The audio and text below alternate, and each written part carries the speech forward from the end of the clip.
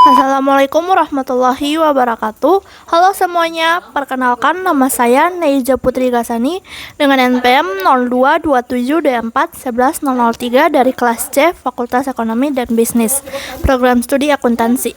Pada video penjelasan kali ini, saya akan membahas sebuah topik yang sangat menarik, yaitu mengenai bagaimana peran Bank Indonesia mengalami perubahan dan penyesuaian setelah hadirnya Otoritas Jasa Keuangan atau OJK.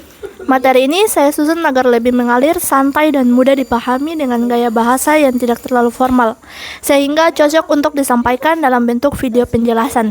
Saya ingin teman-teman yang mendengarkan nanti bisa menikmati alurnya tanpa merasa bosan. Kita akan masuk ke pembahasan yang cukup panjang, karena banyak sekali aspek menarik di balik perubahan struktur kelembagaan di sektor keuangan Indonesia.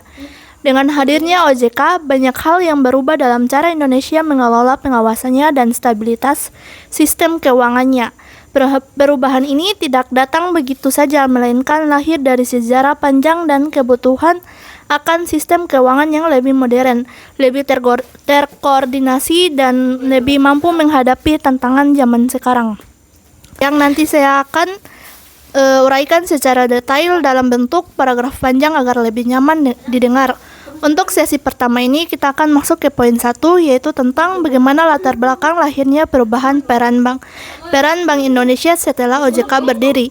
Saya akan membahas kenapa perubahan ini terjadi, masalah apa yang dihadapi Indonesia sebelumnya, dan mengapa perlu ada pembagian tugas baru antara lembaga yang mengatur kebijakan keuangan di negara kita. Mari kita mulai pembahasannya. Nah, teman-teman, kalau kita ingin memahami kenapa peran Bank Indonesia berubah setelah OJK lahir, kita harus mulai dari realita bahwa dunia keuangan di Indonesia dari tahun ke tahun menjadi semakin besar, semakin rumit, dan semakin cepat berkembang. Kalau kita lihat ke belakang, di masa awal setelah Indonesia merdeka, struktur ekonomi kita masih sangat sederhana. Perbankan masih menjadi fokus utama, transaksi masih dilakukan secara manual, dan aktivitas keuangan belum sepadat dan sekompleks sekarang. Dalam kondisi seperti itu, Bank Indonesia masih bisa menjalankan semua tugasnya, sekaligus mulai dari menjaga stabilitas value rupiah, menyusun kebijakan moneter, sampai mengawasi langsung bank-bank yang beroperasi di Indonesia. Namun, seiring perkembangan zaman, jumlah lembaga keuangan bertambah, jenis-jenis produknya semakin bervariasi, dan tantangan yang dihadapi sektor keuangan semakin berlapis. Industri keuangan tidak lagi hanya terdiri dari bank, tetapi juga perusahaan asuransi, pasar modal, multifinance, dan dana pensiun, lembaga pembiayaan, dan belakangan muncul juga fintech, kripto, dan berbagai inovasi digital yang mengubah pola transaksi masyarakat. Dengan perkembangan seperti ini, semakin jelas bahwa satu lembaga saja tidak mungkin mengawasi semuanya secara efektif. Bank Indonesia pada waktu itu mendapat beban ganda. Di satu sisi, BI harus fokus mengatur kebijakan moneter, menjaga inflasi tetap stabil, mengatur pergerakan suku bunga, dan mengawasi sistem pembayaran. Tapi di sisi lain, BI juga harus mengawasi kesehatan perbankan, mulai dari laporan keuangannya, kualitas asetnya, rasio keuangannya, hingga manajemen risiko operasionalnya. Dua tugas besar ini membuat fokus BI menjadi terpecah. Perubahan besar mulai terasa ketika Indonesia menghadapi krisis moneter tahun 1997 sampai 1998. Krisis ini memberikan pelajaran yang sangat berharga bahwa sistem keuangan kita tidak cukup kuat. Banyak bank kolaps, masyarakat panik menarik dana, nilai rupiah anjlok, dan pemerintah harus turun tangan menyelamatkan perbankan nasional. Pada saat itu barulah terlihat bahwa pengawasan lembaga keuangan tidak bisa dijalankan oleh satu lembaga saja. Diperlukan pembagian tugas yang lebih jelas, supaya ada lembaga yang fokus menjaga kebijakan makro dan ada lembaga khusus yang fokus mengawasi mikro, yaitu lembaga keuangan secara individu. Setelah krisis meredah, pemerintah mulai memikirkan cara membangun sistem keuangan yang lebih tahan banting. Tahun 1999, Bank Indonesia diberi status sebagai bank sentral independen dengan tugas utama menjaga stabilitas nilai rupiah. Namun, fungsi pengawasan perbankan masih tetap berada di tangan BI. Ini membuat BI tetap memikul beban yang sama besar seperti sebelum krisis. Padahal industri keuangan terus berkembang dengan cepat. Memasuki tahun 2000-an, tren global menunjukkan bahwa banyak negara mulai memisahkan fungsi pengawasan dari bank sentral. Ini disebut model pengawasan terpadu, di mana ada lembaga khusus yang mengawasi seluruh sektor jasa keuangan. Untuk memastikan bahwa seluruh lembaga diawasi secara konsisten, terintegrasi, dan komprehensif di Indonesia, inspirasi ini menjadi dasar pembentukan OJK. Pemerintah ingin sistem pengawasan yang lebih modern, tidak tercerai-berai, dan mampu mengimbangi perkembangan industri keuangan yang semakin inovatif. OJK akhirnya dibentuk dengan tujuan menjadi lembaga independen yang khusus mengawasi lembaga jasa keuangan dari sisi mikro. Kehadirannya membuat fungsi pengawasan perbankan berpindah dari Bank Indonesia ke OJK. Dengan begitu, BI bisa kembali fokus pada tugas utamanya sebagai bank sentral, yaitu menjaga stabilitas moneter dan stabilitas makroprudensial.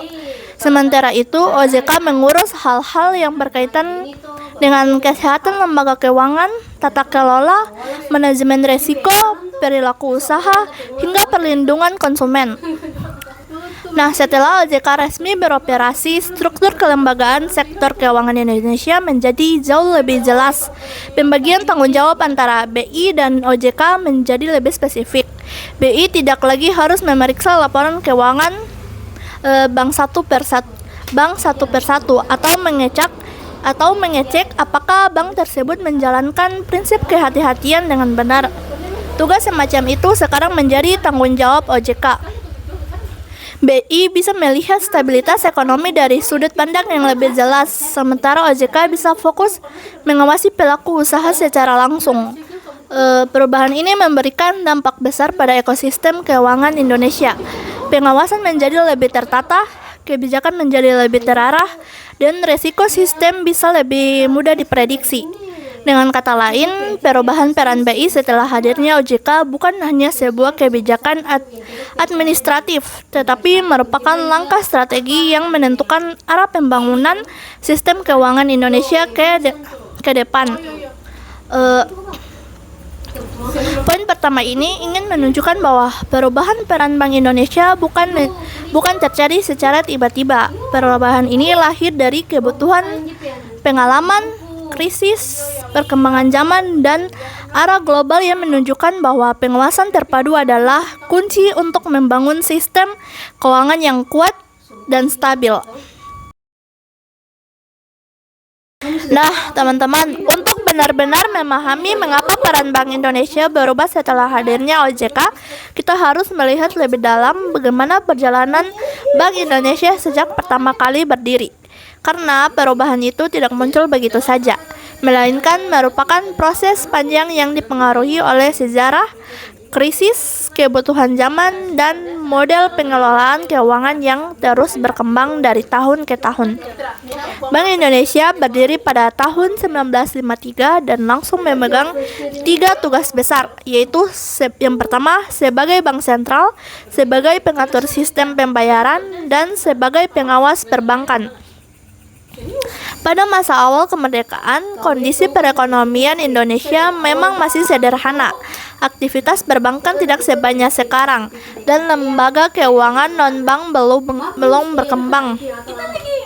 Jadi, dalam konteks saat itu, memang wajar kalau tugas pengawasan perbankan ditempatkan di tangan Bank Indonesia. Indonesia masih belajar menata diri sebagai negara baru, dan lembaga keuangan masih membutuhkan arahan dari institusi yang kuat dan terpercaya.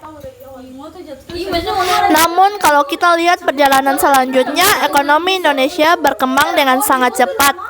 Sektor keuangan mulai beragam, perusahaan pembiayaan, pasar modal, asuransi, koperasi keuangan, dan bahkan lembaga keuangan berbasis teknologi mulai bermunculan.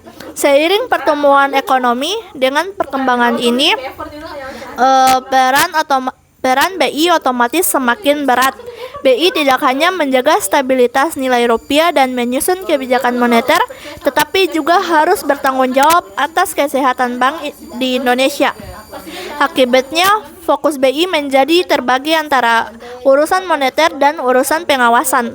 Waktu berjalan dan tantangan terbesar akhirnya datang ketika krisis moneter Asia tahun 1997 sampai 1998 melanda di Indonesia. Krisis ini benar-benar menjadi titik balik yang besar. Banyak bank kolaps atau hampir kolaps, masyarakat panik dan menarik tabungan mereka dari bank. Nilai rupiah turun drastis. Ekonomi seolah runtuh dalam waktu singkat. Pada saat itu, masalah perbankan sangat besar dan tidak bisa ditangani dengan sistem pengawasan yang ada. BI kewalahan menjaga dua hal sekaligus, yaitu moneter dan pengawasan mikro perbankan. Bank-bank yang seharusnya diawasi dengan ketat ternyata memiliki banyak masalah internal, seperti kredit macet, tata kelola yang buruk, dan keterbatasan modal. Dari kejadian itu muncullah kesadaran bahwa sistem keuangan Indonesia butuh reformasi besar-besaran. Pemerintah dan BI menyadari bahwa pengawasan tidak bisa lagi dikerjakan sambil lalu atau disatukan ke dalam satu lembaga yang juga punya tugas makroekonomi.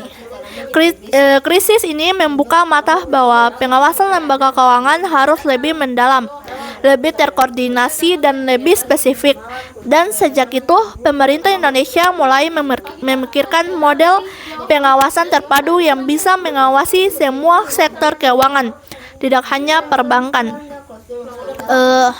Pada akhirnya 1990-an dan awal 2000-an, banyak negara di dunia mulai memisahkan fungsi pengawasan dari bank sentral. Model pengawasan terpadu dipilih karena bisa minimalkan risiko terjadinya blind spot dalam sistem keuangan. Negara-negara seperti Inggris, Jepang, Korea, dan beberapa negara Eropa mulai memperkenalkan lembaga baru yang bertanggung jawab untuk mengawasi perbankan, pasar modal, perusahaan asuransi, dan lembaga keuangan lainnya dalam satu payung. Indonesia kemudian mengambil langkah serupa. Akhirnya pada tahun 2011 lahirlah Otoritas Jasa Keuangan. Dalam undang-undang yang mengatur OJK disebutkan bahwa pengawasan perbankan akan dialihkan dari BI ke OJK paling lambat tahun 2013. Keputusan ini adalah langkah besar yang mengubah landscape lembaga keuangan Indonesia setelah OJK mengambil alih Bank Indonesia. Kehilangan fungsi pengawasan mikro, tapi bukan berarti perannya berkurang. Justru sebaliknya, BI mendapatkan kesempatan untuk memfokuskan seluruh energinya pada stabilitas makro. Bank Indonesia tetap memiliki peran penting sebagai bank sentral. Justru perannya semakin strategis. Dengan beban pengawasan mikro berkurang, BI bisa memusatkan perhatian pada kebijakan moneter, pergerakan nilai tukar, inflasi, stabilitas sistem pembayaran, dan kebijakan makroprudensial. BI juga bisa memperkuat berbagai inovasi dalam sistem pembayaran nasional seperti KRIS, BI Fast, dan berbagai teknologi baru untuk mendukung ekonomi digital. Penyesuaian peran ini menunjukkan bahwa BI adalah lembaga yang dinamis dan mampu beradaptasi dengan tantangan zaman sekarang. Perubahan perannya bukan karena BI gagal menjalankan tugas, tetapi justru karena Indonesia perlu menguatkan sistem keuangannya. Dengan membagi tugas pengawasan dan kebijakan makro, Indonesia bisa mengelola resiko dengan lebih baik dan menciptakan sistem keuangan yang lebih tangguh, lebih modern, dan lebih siap menghadapi masa depan. Keputusan pemerintah memisahkan fungsi BI menjadi langkah yang logis. Bayangkan kalau BI tetap harus mengawasi perbankan sampai sekarang di tengah dunia yang semakin cepat dan semakin kompleks. BI tidak mungkin bisa mengikuti semua perkembangan vintage, layanan digital, aset kripto, perusahaan asuransi, lembaga pembiayaan, dan sebagainya. Dengan adanya OJK, semua sektor ini bisa diawasi secara spesifik dan mendetail. Walaupun begitu, perubahan peran ini tidak membuat BI dan OJK berjalan sendiri-sendiri. Keduanya tetap harus bekerja sama, terutama dalam hal menjaga stabilitas sistem keuangan nasional. Tapi nanti kita bahas lebih detail soal koordinasi ini pada poin berikutnya. Intinya, perjalanan panjang Bank Indonesia sejak tahun 1953 sampai sekarang menunjukkan bahwa lembaga ini selalu berusaha menyesuaikan diri dengan kebutuhan bangsa dan perubahan peran BI setelah hadirnya OJK adalah bukti bahwa Indonesia terus berkembang dan struktur kelembagaannya pun ikut berubah mengikuti tantangan yang terus muncul. Masuk ke poin ketiga ini, kita perlu melihat bagaimana munculnya otoritas jasa keuangan menjadi salah satu perubahan terbesar dalam sejarah pengelolaan keuangan di Indonesia. OJK tidak hanya hadir sebagai lembaga baru, tetapi benar-benar mengubah cara Indonesia mengawasi seluruh aktivitas jasa keuangan. Dan perubahan ini berdampak langsung pada bagaimana Bank Indonesia menyesuaikan perannya. Sebelum OJK berdiri, pengawasan lembaga keuangan di Indonesia masih tersebar di banyak lembaga. Bank Indonesia mengawasi perbankan, sementara pasar modal dan perusahaan asuransi diawasi oleh lembaga yang berbeda lagi. Model seperti ini menciptakan banyak celah. Bayangkan saja, satu perusahaan keuangan bisa memiliki produk simpanan, pembiayaan, investasi, bahkan asuransi. Kalau pengawasannya terpisah-pisah, resiko tertentu bisa lolos atau tidak terpantau karena tidak ada yang melihat perusahaan tersebut secara menyeluruh. Inilah salah satu alasan utama mengapa pemerintah akhirnya membentuk OJK.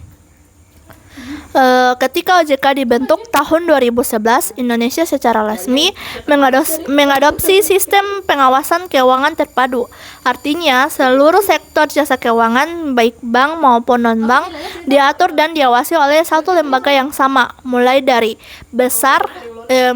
bank besar, bank syariah, perusahaan asuransi, pasar modal, lembaga pembiayaan, pegadaian, dan pensiun, koperasi simpan pinjam, sampai vintage yang baru bermunculan, semuanya berada di bawah payung yang sama.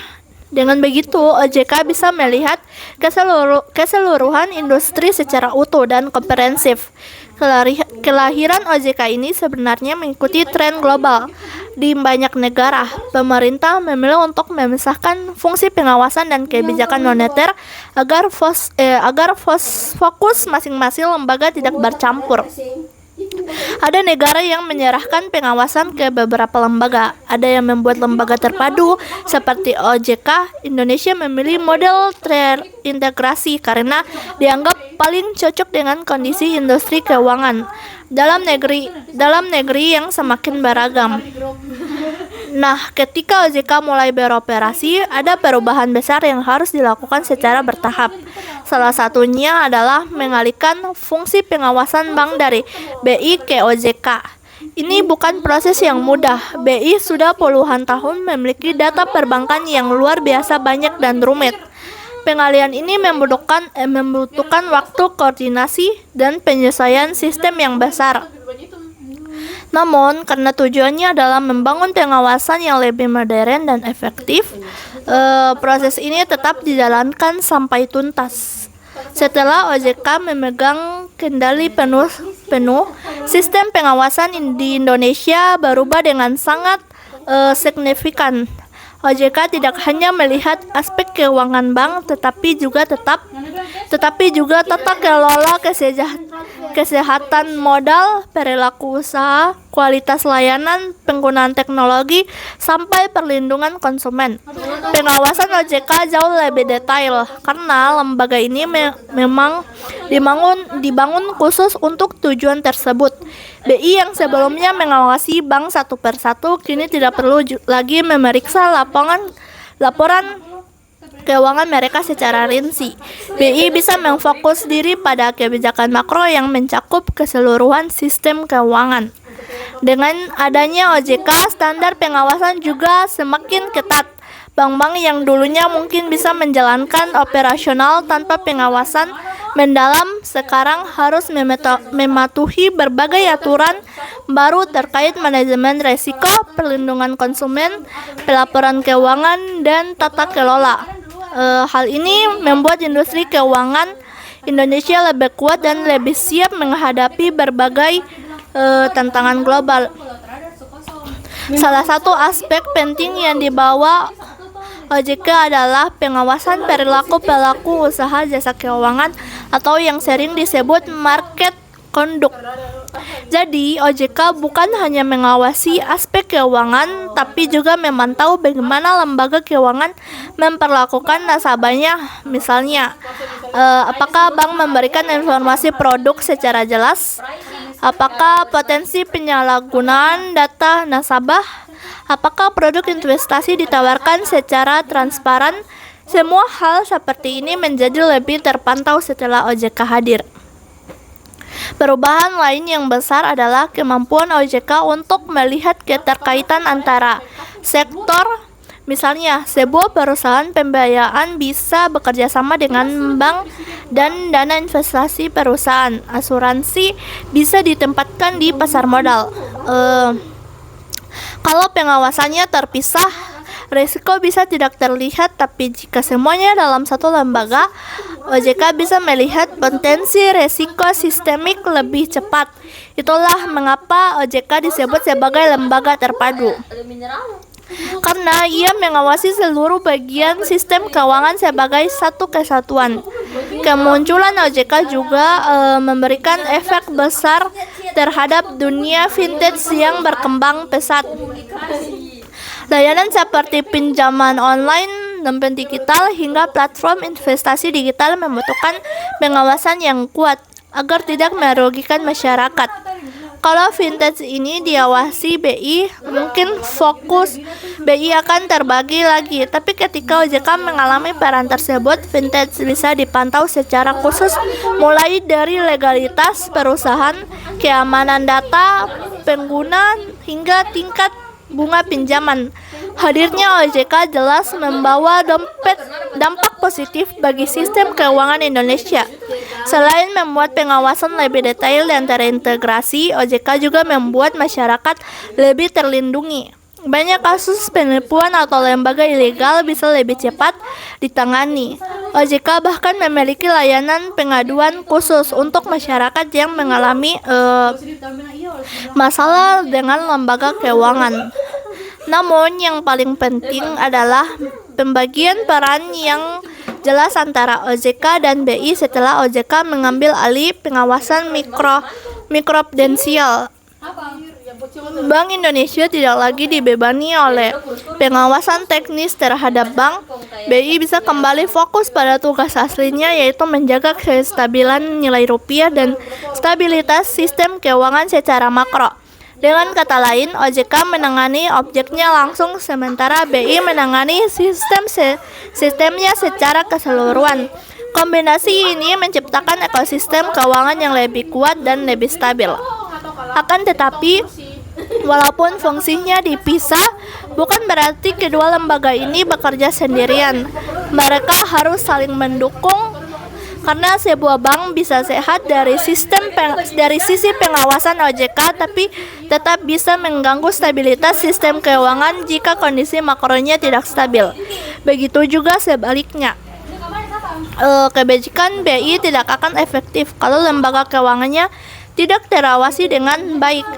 Karena itulah setelah OJK hadir, hubungan antara BI dan OJK justru menjadi lebih erat dan lebih penting. Secara keseluruhan, poin ini ingin menggambarkan bahwa hadirnya OJK bukan sekadar pergantian lembaga atau perubahan struktural biasa. Kehadiran OJK benar-benar membentuk cara baru Indonesia dalam mengelola seluruh sistem keuangannya. Dengan pengawasan yang lebih terintegrasi, konsumen lebih terlindungi, lembaga keuangan lebih tertata, dan perekonomian Indonesia punya fondasi yang lebih kuat. Sampai di sini kita sudah membahas perjalanan panjang bagaimana peran Bank Indonesia berubah dan bertransformasi setelah hadirnya otoritas jasa keuangan. Mulai dari latar belakang munculnya kebutuhan pengawasan baru, sejarah BI yang panjang, kehadiran OJK sebagai lembaga pengawas terpadu, sampai bagaimana BI mengubah fokusnya menjadi lebih strategis dan makro. Kita juga membahas bagaimana BI dan OJK bekerja sama menjaga stabilitas sistem keuangan Indonesia, serta berbagai tantangan besar yang harus mereka hadapi ke depan, terutama di era digital yang bergerak sangat cepat. Perubahan besar seperti ini tidak hanya penting bagi lembaga-lembaga keuangan, tetapi juga bagi masyarakat secara luas. Karena pada akhirnya stabilitas keuangan bukan hanya tentang bank dan pasar modal, tetapi tentang kenyamanan kita menyimpan uang, melakukan transaksi, dan beraktivitas dalam ekonomi sehari-hari. Semua keputusan dan kebijakan yang dibuat oleh BI dan OJK pada akhirnya akan memberikan dampak pada kehidupan kita sebagai masyarakat, mahasiswa, pekerja, pelaku usaha, maupun konsumen. Dengan memisahkan peran pengawasan mikro dan makro, Indonesia berada pada jalur yang lebih baik untuk menciptakan sistem keuangan yang sehat, transparan, aman, dan siap menghadapi tantangan global. OJK memastikan perilaku usaha jasa keuangan berjalan sesuai aturan, sementara BI memastikan ekonomi tetap stabil, inflasi terkendali, dan nilai rupiah tetap kuat. Kombinasi kedua lembaga ini adalah fondasi penting agar Indonesia bisa terus tumbuh dan berkembang di tengah dinamika dunia. Semoga penjelasan yang saya sampaikan tadi bisa membantu teman-teman memahami bagaimana hubungan antara BI dan OJK bekerja, kenapa peran BI berubah, dan bagaimana perubahan ini berdampak pada sistem keuangan kita. Terima kasih banyak sudah mengikuti materi ini dari awal sampai akhir. Semoga bermanfaat dan semoga juga bisa membantu teman-teman dalam memahami materi maupun menyelesaikan tugas perkuliahan. Sampai bertemu di materi berikutnya. Wassalamualaikum warahmatullahi wabarakatuh.